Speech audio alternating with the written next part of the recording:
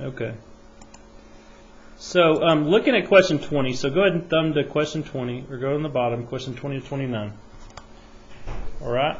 And then what we're going to do is we're going to use the change of base formula to rewrite this using common logs. So here's what you have. You have the log base 2 of 5, and I don't want to rewrite that as a log base 2 logarithm. I want to write it as a log base 10 logarithm.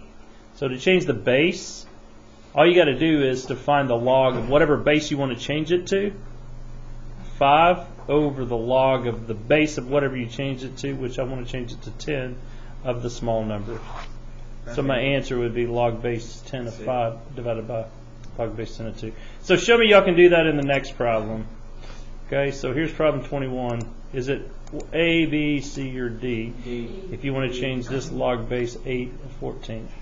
Be the log of the big divided by the log of the small, so it'd be D. All right, that's pretty easy, right? Mm-hmm. This next one, is it A, B, C, or D? I don't know which one this one is. So this one's a little tough. That's why I want to go over this one with you. So it says the number of bacteria in a colony is growing exponentially. It says the scientists noted that the number of bacteria in the colony is 50. So in your A sub 1, you notice that there's 50. And then it says 2 hours later. So here's A sub 2, here's A sub 3. There was 80. Okay? And then it says you noted that there's 80 bacteria. It says if that rate continues, how much more time would it take for it to reach 100? So really this is after 1 hour and this is after another hour. Right? So what I have to do is I have to figure out what am I repetitively multiplying by in order to get to an 80. So what I could do is I can write an exponential function for this, right?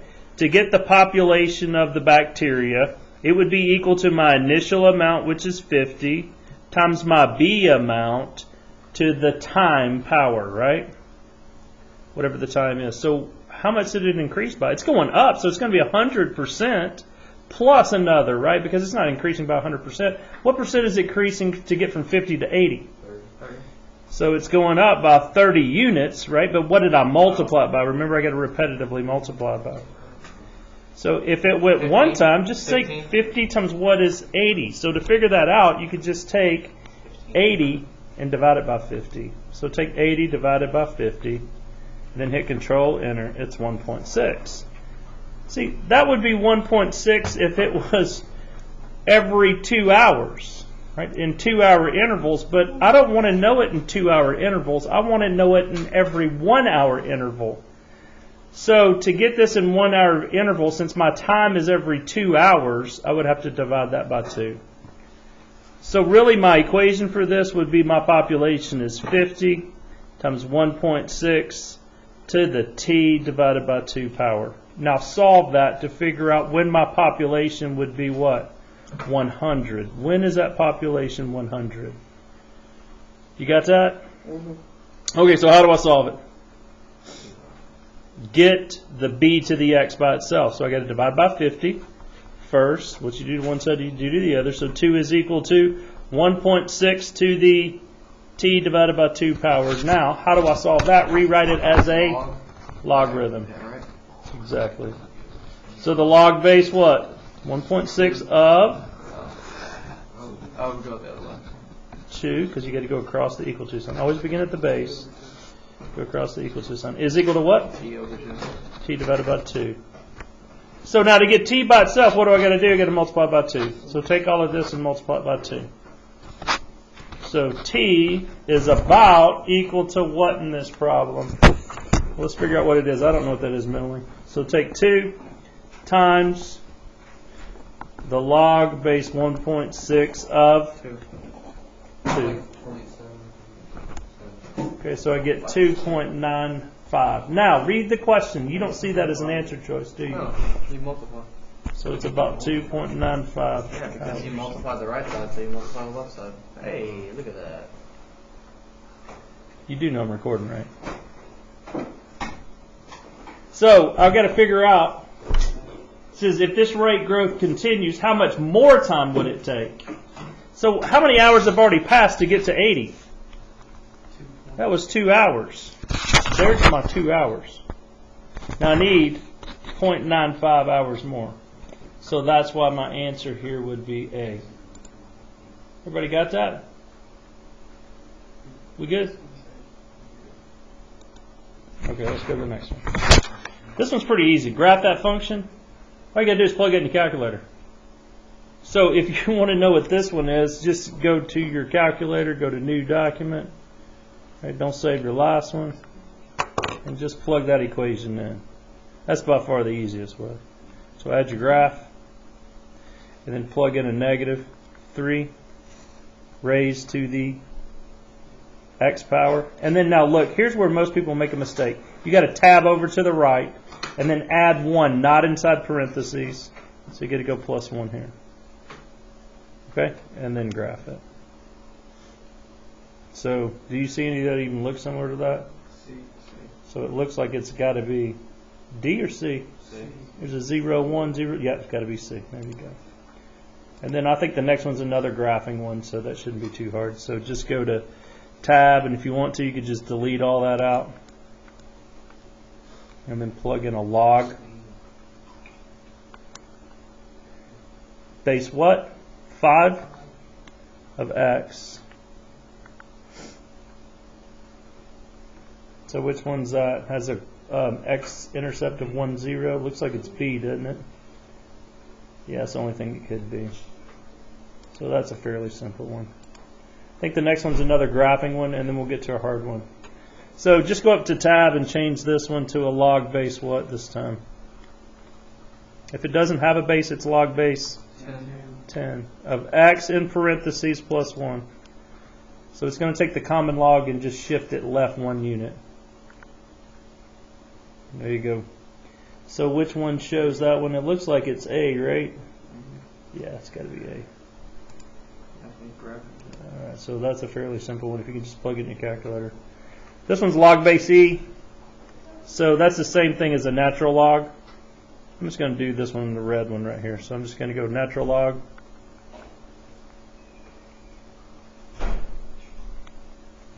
So go to Control LN, or you could do log base E if you want, same thing.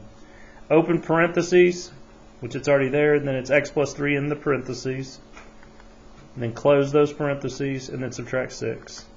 So it's going to take the natural log function and shift it left 3 units and then down 6. So which one shows that one?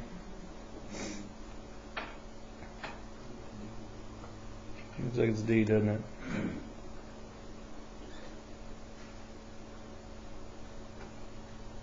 Okay, and then let's go to the next one. Now, I don't think this one's a graph. Yeah, this one's an application problem, so pay attention to this real quick. It says if you put $2,000 in an account earning 4% interest compounded continuously, find the amount in the account at the end of 8 years. So when you take your test, we're going to do this test on Tuesday, you have to know your continuously compounded interest formula. The amount is equal to the principal times E raised to the RT power. That's E to the R times T power. So how do you find out how much is in the account? You just take your principal, which is $2,000, and you multiply that by E to the what power?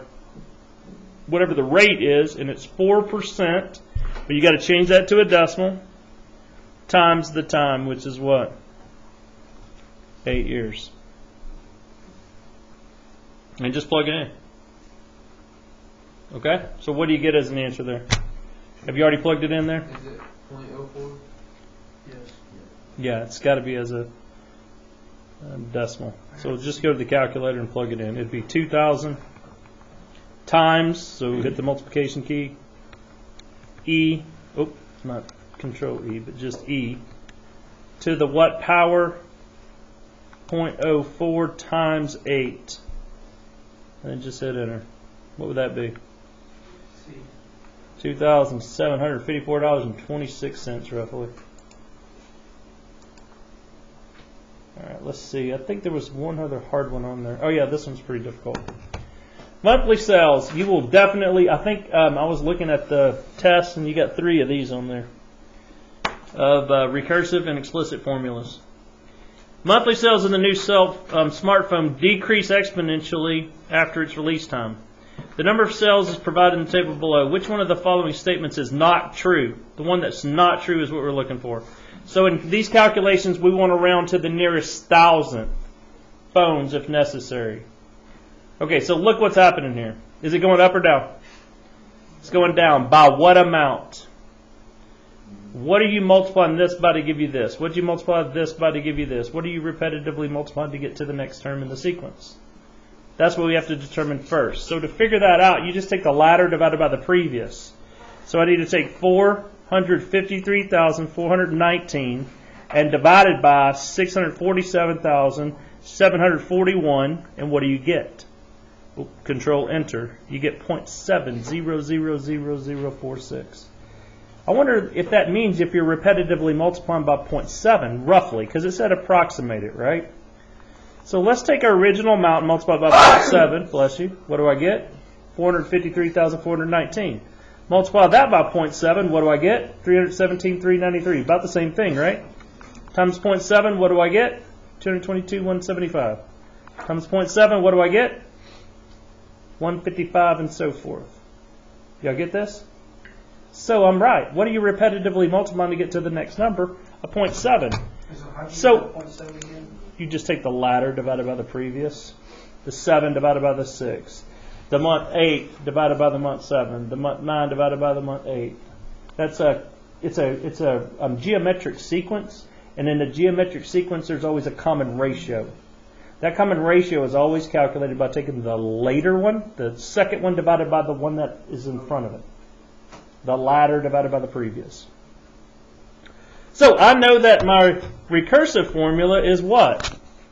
To find any number's position in the sequence, I can take the previous number times what? 0.7 times the previous number. See, but that is a recursive formula, but there's always two parts to a recursive formula. You have to define the first number, because I can't find anything until I know the a sub 1 number. So that's the difficult part. So the question is part B correct? Well, I don't know what the first number is. See, it's saying the first number here is 3,854,000. So if it is correct, let's plug it in and check it, because the only other way that I know if it's correct is to work backwards. Right? So to go from the 9th term to the 8th term to the 7th term by multiplying by like a 1.42 something.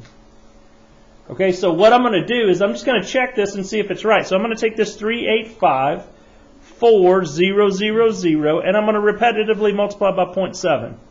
So that should be my second month, right? Multiply by 0.7, that would be my third month. Multiply that by 0.7, that's my fourth month.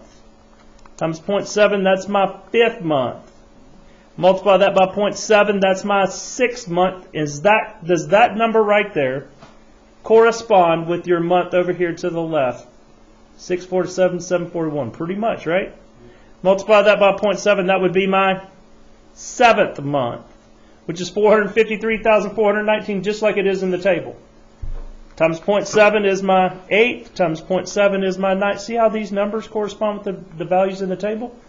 So is A true? Is A okay? Yes. I'm looking for the one that's not true.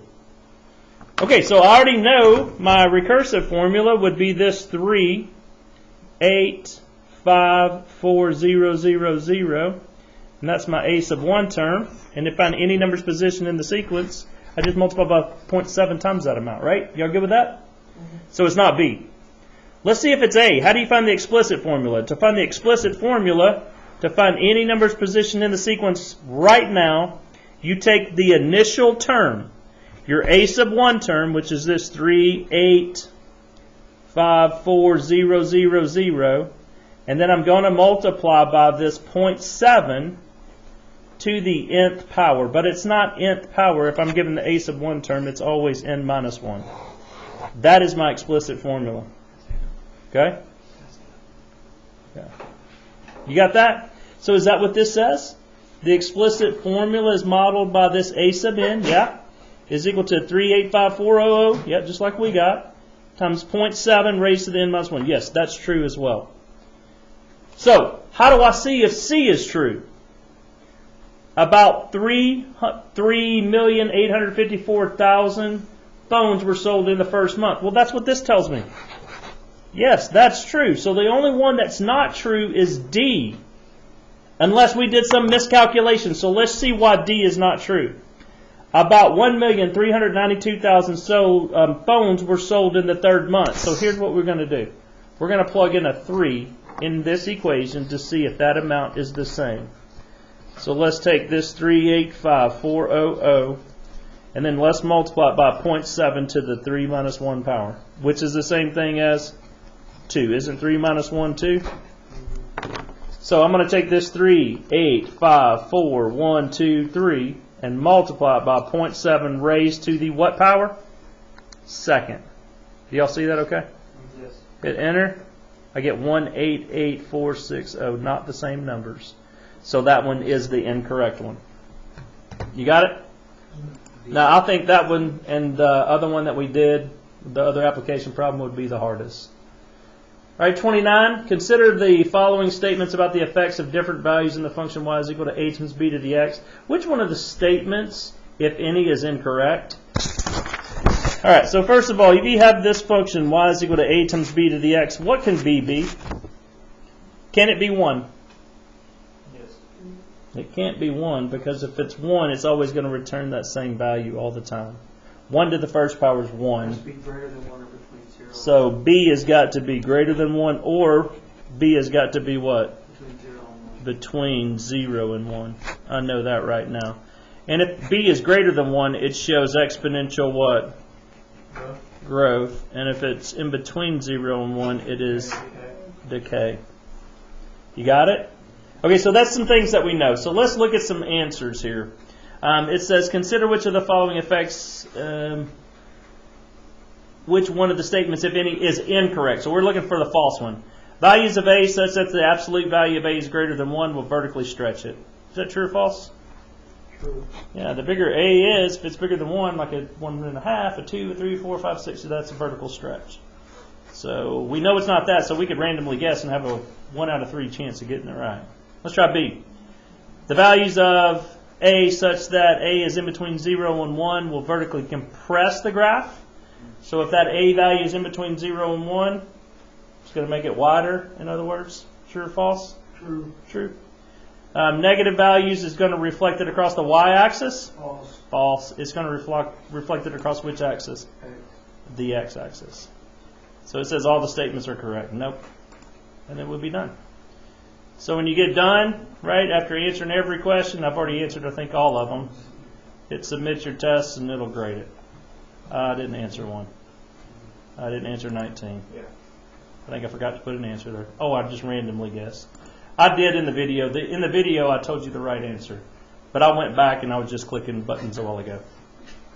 So if you want the correct answer to 19, I'll give it to you here in a second. Okay? So that's it.